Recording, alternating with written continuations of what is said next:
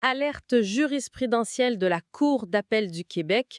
Aujourd'hui, nous allons discuter du 943e arrêt rendu par la Cour d'appel du Québec, soit Woods contre le roi. Oui, et pour bien décortiquer cette décision importante, on va s'appuyer sur l'excellente analyse qui a été publiée sur le blog juridique de Maître Félix-Antoine Doyon. Alors, allons-y. Le cœur du sujet, c'est la portée d'un outil d'enquête quand même assez puissant, le mandat général, celui de l'article 497.01 du Code criminel. C'est ça. On l'utilise par exemple pour autoriser, disons, une interception sous un faux prétexte, une technique un peu particulière. Et c'est là tout le nœud du problème dans l'affaire Woods, n'est-ce pas?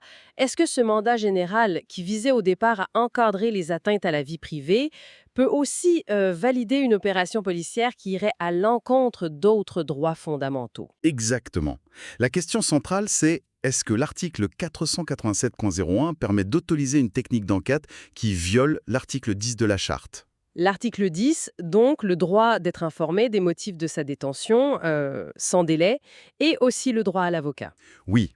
Et là, la tactique utilisée, l'interception sous faux prétexte, ça semble directement entrer en conflit avec l'idée de donner les vraies raisons de la détention. Pour bien comprendre, peut-être un petit retour en arrière sur cet article 487.01. Oui, bonne idée. En fait, il date de 1993. C'était une réponse directe à l'arrêt Wang de la Cour suprême. Ah oui, l'affaire de la surveillance vidéo. C'est ça.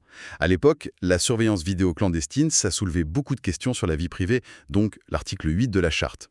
L'idée du législateur, c'était de créer un cadre légal pour autoriser ces nouvelles techniques potentiellement intrusives. Et de prévoir pour le futur, j'imagine, avec les technologies qui évoluent tout le temps. Exactement. Mais si on regarde le texte de l'article 487.01 de près, Oui. il dit spécifiquement qu'il autorise des techniques qui autrement seraient des fouilles, perquisitions ou saisies abusives. Donc un lien très très clair avec l'article 8, la protection contre les fouilles abusives. Tout à fait.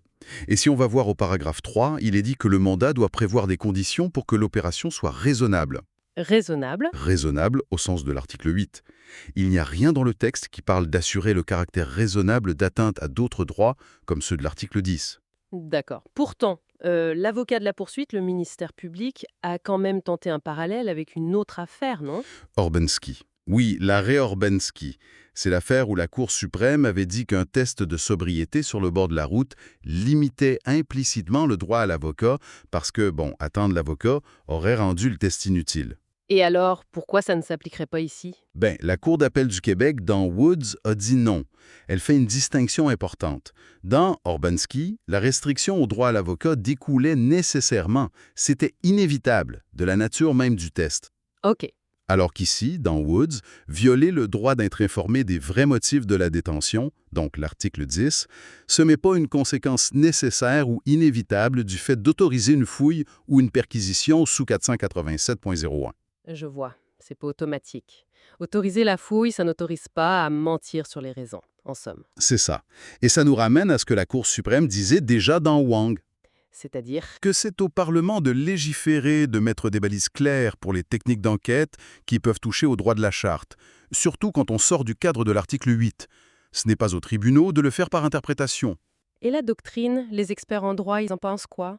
Ça va dans le même sens. Le professeur Coughlin, par exemple, est assez clair là-dessus. Un juge ne devrait pas pouvoir émettre un mandat qui autorise d'avance une violation de la Charte, comme mentir sur le motif de détention, ce qui contrevient à l'article 10A. Mhm. Il y a aussi un parallèle intéressant avec un arrêt de l'Ontario, Poirier, où la Cour a dit qu'un mandat général ne pouvait pas autoriser la violation d'une autre disposition du Code criminel lui-même, alors violer la Charte. Logique. Alors, pour résumer, la conclusion de la Cour d'appel dans Woods, c'est quoi exactement? Elle est très claire. L'article 487.01 du Code criminel, en l'état actuel du droit, ne permet pas d'autoriser une fouille ou une perquisition ou une saisie qui serait faite en violant les droits garantis par l'article 10 de la Charte. Ce qui veut dire que le mandat qui autorisait l'interception de M. Woods sous un faux prétexte, Mhm. il était invalide. Voilà. Invalide sur la base de cet article. Et ça a des conséquences directes dans son cas. J'imagine. Oui. Mandat invalide, donc la fouille qui a suivi devient abusive, violation de l'article 8, et le fait de ne pas lui avoir donné les vrais motifs, c'est une violation de ses droits sous l'article 10. C'est intéressant. Et pour conclure, on pourrait dire que cet arrêt Woods, il s'inscrit bien dans une certaine logique d'interprétation des droits fondamentaux, non? Oui, tout à fait. On a cette règle bien établie que les droits garantis par la Charte, comme l'article 10, doivent être interprétés de façon large et libérale. Donc on leur donne une portée assez large. Exactement. Et du coup, il est logique que les articles de loi qui permettent des atteintes à ces droits, comme le 487.01, soient interprétés de manière plus restrictive. Surtout quand l'atteinte risque de toucher d'autres droits que celui qui était visé au départ par le législateur. Ici, l'article 8 sur la vie privée. C'est précisément ça. L'article 487.01 visait l'article 8, pas à donner carte blanche pour violer l'article 10. Une clarification importante donc sur les limites de ces mandats généraux face à l'ensemble de nos droits constitutionnels. Merci pour cet éclairage. Ça fait plaisir. À la prochaine et continuez de suivre le balado virtuel.